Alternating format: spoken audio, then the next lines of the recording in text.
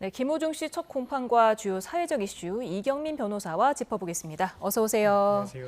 네, 지금 구속된 이후 처음으로 지금 재판에 출석을 했습니다. 근데 재판이 13분 만에 끝났어요. 어떻게 보셨습니까? 일단은 뭐 이 음주 사고에 있어서는 사실 재판하는 데 있어서 그렇게 오랜 시간이 걸리진 않거든요. 그러니까 예를 들어서 이제 혐의 여부에 대해서 이제 인정을 할지 부인할지 여부에 대해서 밝히고 나서도 인정하는 사건 같은 경우에는 간이 공판 절차라고 해서 그날 종결을 할 수도 있습니다. 그런데 이제 오늘은 아예 그 절차도 이제 하지도 않고 혐의 여부에 대해서도 인정할지 여부에 대해서 다음 기일에 밝히겠다라고 했거든요. 그리고 또 통상적으로 이제 기록에 대한 열람 등사를 하는 시간이 오래 걸린다라고 하지만 음주 사고나 이런 사건에 있어서는 사실 그렇게 두껍지도 않습니다. 그래서 이거를 과연 열람을 하는데 그렇게 오랜 시간이 소요됐을까 좀 그 부분도 조금 의문이기도 하고요. 그래서 이런 걸 보면 김호중 씨 측에서 아무래도 이제 혐의를 전부 다 인정을 하고 갈지 아니면 그 중에서도 뭐 일부에 대해서는 혹시나 뭐 다툴 부분이 있으면 그런 걸 좀 다툴지 이런 부분에 대해서 조금 검토를 할 시간이 좀 필요한 것 같고 그래서 이 지금 오늘 재판에서는 그 입장을 밝히지 않고 차의 길로 미룬 것으로 그렇게 판단이 됩니다. 예, 근데 그런 일이 흔한 일입니까? 사건 기록을 열람하지 못해서 입장을 밝히지 않겠다. 다음 공판 때 다루겠다. 뭐 그런 경우가 아예 없는 경우는 아니긴 한데 근데 이제 말씀드렸다시피 뭐 재산범죄라든지 기록을 검토해야 될 양이 방대한 사건 같은 경우에는 뭐 그렇게 이제 조금 시간이 필요할 수는 있겠지만 말씀드린 지금 이런 사건 같은 경우에는 사실 뭐 이제 어떤 피해가 있었는지 그리고 당시에 뭐 음주를 했으면은 음주를 했다라고 보여질 정황이 있는지 이런 부분들에 대해서 이제 확인을 했을 거기 때문에 사실은 기록 자체가 그렇게 이제 막 검토를 할 정도로 그렇게 두껍지는 않았을 것으로 충분히 생각이 되거든요. 그래서 이제 그런 걸 보면 아무래도 이제 좀 이 내용 중에 뭐 범인 도피 교사 그런 부분도 껴있다 보니까 뭐 이런 부분에 있어서 김호중 씨가 적극적으로 이제 범인 도피를 이제 교사를 했는지 여부 뭐 그런 부분들에 대해서는 조금 법리적으로 다툴 여지가 있을 수도 있어가지고 그런 거를 좀 종합적으로 검토를 하기 위해서 좀 시간을 좀 벌고자 뭐 이렇게 이제 차의 길로 미루지 않았을까 이렇게 생각이 됩니다. 네, 근데 김 씨 음주 사고를 은폐하는데 관여한 혐의로 같이 넘겨진 뭐 소속사 대표라든가 매니저라든가 3명은 다 인정하지 않았습니까, 혐의를? 그렇죠. 이게 어떻게 보면은 제가 말씀드렸다시피 나머지 혐의에 대해서는 사실은 뭐 다툴 부분은 없어 보이는데 김호중 씨 측 입장에서 굳이 다투려고 한다라면은 막 범인 도피 교사 그 부분에 대해서는 조금 이제 뭔가 본인이 그 정도까지 관여를 하지 않았다. 이거는 이제 소속사 매니저라든지 아니면 뭐 본부장 그다음에 이제 대표가 이제 그런 부분을 적극적으로 이제 했다라고 이제 조금 갈 여지도 있어가지고 그래서 그 공범자들이 이제 이 부분에 대해서 인정을 하고 가는 부분에 있어서는 어쨌든 뭐 적극적으로 본인들이 그 부분을 지시하고 했었던 부분은 맞으니까 그 부분에 대해서는 입장을 밝히는 데 있어서는 뭐 그렇게 큰 시간이 오래 걸리지 않으니까 이렇게 입장을 오늘 밝혔던 것 같고요. 김호중 씨 측 입장에서는 그 입장에 이제 연속을 해서 본인은 그 부분에 대해서 인식은 했지만 이렇게까지 교사를 한 건 아닌지 뭐 이런 부분들에 대해서는 이제 좀 가담 여부에 대해서 다시 한번 좀 검토를 할 부분이 있어가지고 아마 이제 그 부분을 제외하고 이제 판단했을 때는 뭐 소속사 대표 등 입장에서는 뭐 충분히 입장을 밝히는 데 있어서는 오랜 시간이 소요되지 않기 때문에 이번에도 이제 재판을 하면서 그 최종적으로 그렇게 입장을 드러낸 것으로 그렇게 보여집니다. 예, 지금 그래픽 나오고 있지만 이광득 대표 그리고 본부장 이 범인 도피 교사 등 혐의로 구속 기소됐고 매니저 장모 씨는 음주운전 그리고 범인 도피 등 혐의로 불구속 기소됐는데 이렇게 인정하고 인정 안 하고 재판 전략에서 어떤 좀 차별점을 보이는 게 또 다른 이유가 있을까요? 근데 이제 아무래도 이제 인정을 전부 다 하고 가게 되면 그 모든 혐의가 인정을 되는 걸 전제로 해서 형량을 따지게 되거든요. 그래서 인정을 하게 됐을 때는 양형에 있어서 유리한 부분은 맞는데 근데 이제 김호중 씨 입장에서는 어쨌든 이제 범인 도피 교사가 이제 껴있다라는 부분들이 좀 죄질에 있어서는 크게 영향을 줄 것 같습니다. 그래서 이제 어쨌든 음주를 처음부터 인정을 하지 않고 뒤늦게 가서 이제 시인을 했다라는 부분도 사실은 이제 국민들 입장에서는 이제 공분을 샀던 내용인데 거기서 나아가서 음주가 또 배제가 됐거든요. 음주운전이 빠졌단 말이에요. 빠졌는데 그렇게 빠지게 된 부분이 어떻게 보면은 이제 뒤에 뭐 술을 또 추가로 이제 구입을 하는 그런 모습도 보이기도 했었고 그리고 이런 부분들에 있어서 최초에 이제 어쨌든 수사가 좀 혼선을 초래하게끔 매니저를 시켜가지고 이제 또 이제 그 자수를 시킨 그런 부분들이 있었기 때문에 뭐 이런 부분들까지 이제 전부 다 이제 인정을 하고 갈지 여부에 대해서 지금 김호중 측의 입장에서는 조금 고민을 하는 것 같고요. 그래서 어쨌든 인정을 할지 부인할지 여부에 대해서는 이 사람의 재질이 어떤지 여부도 판단을 할 수 있는 중요한 부분이라서 좀 그런 부분들에 대해서 좀 신중을 기하고 있는 것 같습니다. 네, 뭐 김호중 씨 측은 다음 기일 때 혐의를 인정할지 말지를 결정할 것 같은데 그게 8월 19일이죠? 네, 맞습니다. 이게 보통은 이제 한번 기일이 속행이 되면 한 달 정도 뒤로 잡히거든요. 그래서 그 사이에 이 재판에 대해서 이제 확실하게 인정할지 부인할지 이런 부분을 정하게 될 것 같고요. 그리고 이 피해자와 합의 여부가 중요한데 사실은 이 사건 같은 경우는 이미 피해자랑 합의가 돼서 처벌 불응서까지 들어가 있는 사건이라서 이번에 이제 8월 19일에 기일의 입장을 밝히게 된다면 사실은 그날로서 재판이 종결이 될 여지도 있고요. 아니면은 뭐 한 개월 정도 속행이 될 수 있는데 그 속행을 하는 이유는 그 사이에 뭐 추가로 제출할 양형 자료가 있는지 뭐 예를 들어서 지금 뭐 탄원서도 많이 제출이 됐다고 하는데 뭐 탄원서가 들어갈 수도 있을 것 같고 추가로 생각을 해본다면 뭐 피해자가 직접 쓰는 탄원서도 있을 수도 있거든요. 예. 그래서 뭐 그런 부분들까지도 이제 뭐 준비가 되는 시간을 고려한다면은 뭐 8월 19일 이후에 한 달 정도 더 속행이 돼서 그때 종결이 되고 그 다음에 이제 선고가 되는 그런 이제 시나리오를 또 생각을 해볼 수 있을 것 같습니다.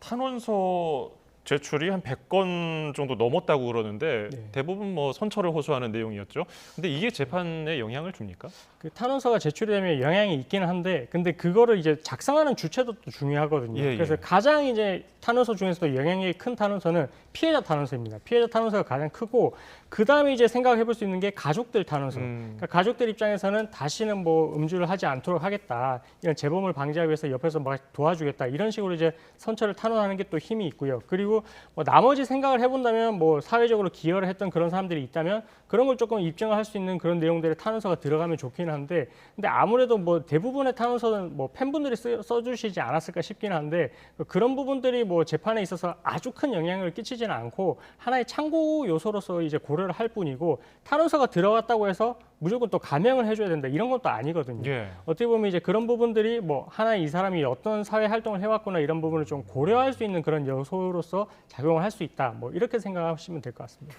네, 지금 뭐 피해자와 합의도 했고 탄원서도 지금 100건이 넘게 제출이 된 상황에서 또 초범이고 피해 정도가 그렇게 크지 않다는 점을 고려했을 때는 어떤 정도의 처벌이 나올 수 있을까요?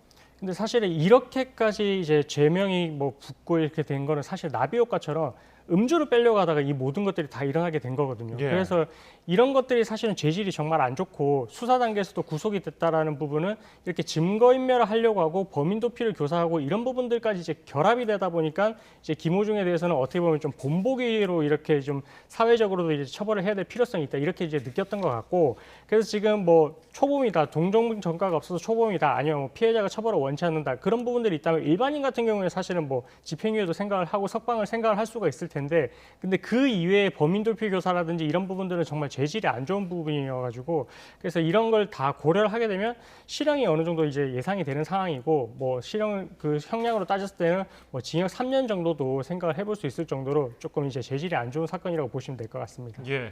지금 김호중 씨 죄명을 보면요, 쭉 주요 죄를 보면은 음주운전 혐의가 빠져 있단 말이죠. 네. 경찰은 검찰에 위드마크 공식을 적용해서 어느 정도 혈중 알코올 농도가 나왔다고 했는데 검찰은 재판에 넘기면서 뺐단 말이에요. 네. 그러면 이후에 상급심에서는 전혀 이제 음주운전 관련 내용은 나올 가능성이 없는 건가요? 그렇습니다. 이제 재판에 넘어온 사건에 대한 제명만 가지고 재판을 해야 될 수밖에 없거든요. 근데 지금 상태에서는 어쨌든 음주가 이제 음주 수치가 나와야 이게 음주운전 혐의를 적용을 해서 이제 할 수가 있는데, 예. 그 부분을 이제 위드마크 공식으로 역산을 해봐도 뒤에 이제 술을 얼마나 마셨는지 이런 부분들이 조금 애매한 부분이 있어가지고, 이런 부분들이 또 이제 재판에 넘어갔을 때 무죄가 나올 가능성도 또 배제를 할 수가 없었거든요. 예. 그렇기 때문에 검찰 입장에서는 음주운전을 빼고 이제 차선책으로 기소를 할 수밖에 없었고, 하지만 제명 중에 위험운전 치상은 술을 마신 상태를 전제로 해서 이제 운전을 했고, 그 다음에 상해를 일으켰을 때를 이제 기준으로 하는 것이라서 아예 그러니까 술을 마신 부분이 제명에서 제외된 것은 아니긴 한데, 그래도 일반인들이 생각을 했을 때는 이렇게 했을 때 이제 음주 수치가 측정이 안 되고 이제 음주운전죄로 처벌이 안 된다라고 하면 이런 부분들을 또 악용할 여지도 있는 것 같거든요. 예. 그래서 이렇게 이제 어쨌든 음주운전이 지금 빠져서 이렇게 기소가 된 상황이라면 그런 부분들까지 좀 반영을 해서 뭐 형량에 반영을 한다든지 이런 식으로 이제 판결이 선고가 될 것 같습니다. 네, 그런데 김호중 씨가 첫 재판을 앞두고 변호인단을 새로 꾸렸습니다. 이런 일이 좀 흔하게 있는 일인가요?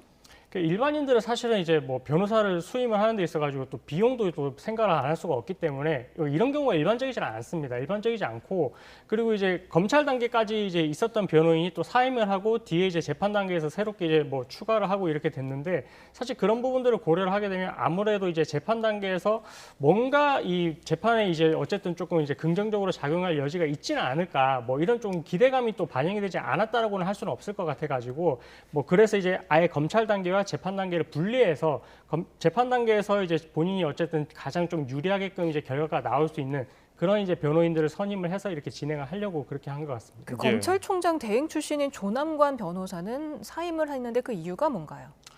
뭐 딱 까놓고 말씀을 드리면 검찰 출신이기 때문에 검찰 단계까지는 뭐 어느 정도 이제 뭔가 좀 유리하게 이렇게 본인이 하는 방향으로 가려고 이렇게 생각을 했을 수 있겠지만 이제 검찰 단계는 지나갔거든요. 지나갔기 때문에 지금 단계에서는 법원 단계에서 이제 본인에게 가장 이제 유리하다고 생각될 수 있는 그런 조력을 해줄 수 있는 변호사를 찾았던 것 같고 그래서 이제 검찰 출신인 그 조남관 대행은 이제 아마 사임을 하고 뒤에 이제 뭐 법원 단계에서는 새로운 변호사를 선임을 해가지고 그렇게 진행을 하는 것 같습니다. 그렇군요.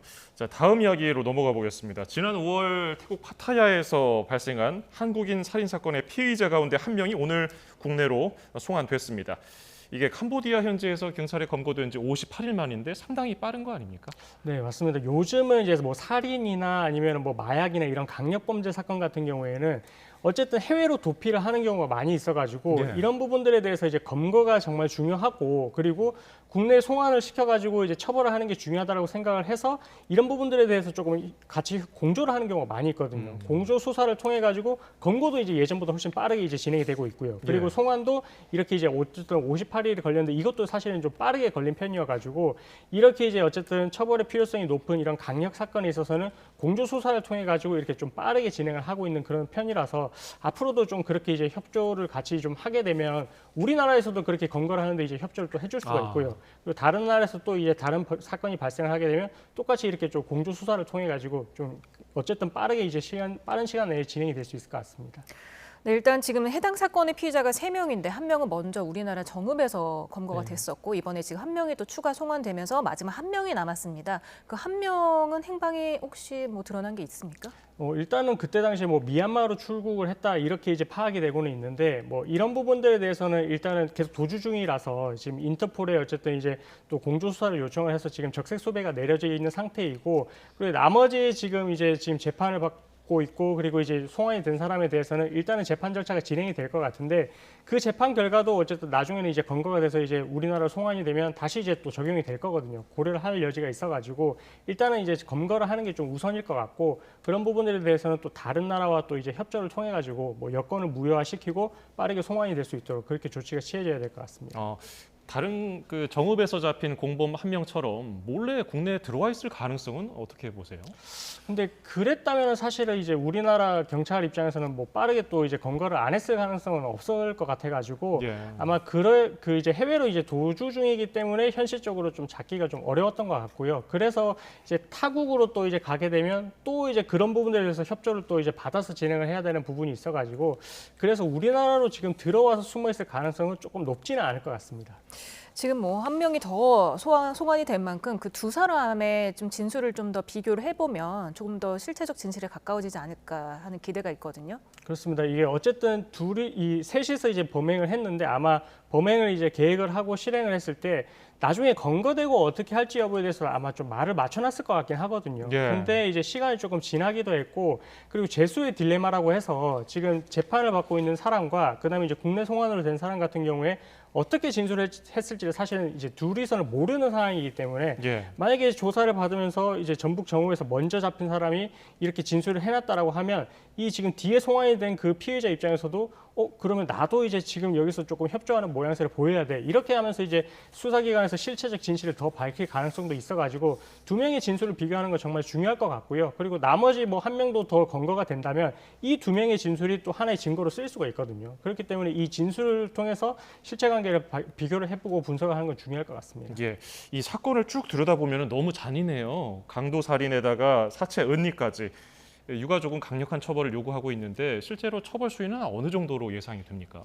일단은 이 내용을 처음에 딱 접했을 때는 정말 이게 영화에서나 볼 법한 그런 내용이어가지고 너무 잔혹하고 이제 그렇게 생각이 되는데 어쨌든 이제 이 범행 동기도 이제 밝혀야 되는데 범행 동기가 정말로 금전을 노리고 만약에 이렇게까지 이제 우리나라 사람에 대해서 이런 해악을 끼치는 그런 내용의 범죄라고 한다면 그럼 지금 입장에서는 당연히 무기징역까지도 생각을 해볼 수 있을 것 같고요. 어쨌든 뭐 이런 부분들을 배제한다 하더라도 징역 20년 이상의 좀 중형은 선고될 것으로 생각이 됩니다.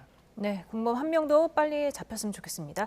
지금까지 이경민 변호사와 함께 주요 사회적 이슈와 법적 쟁점 짚어봤습니다. 감사합니다. 고맙습니다.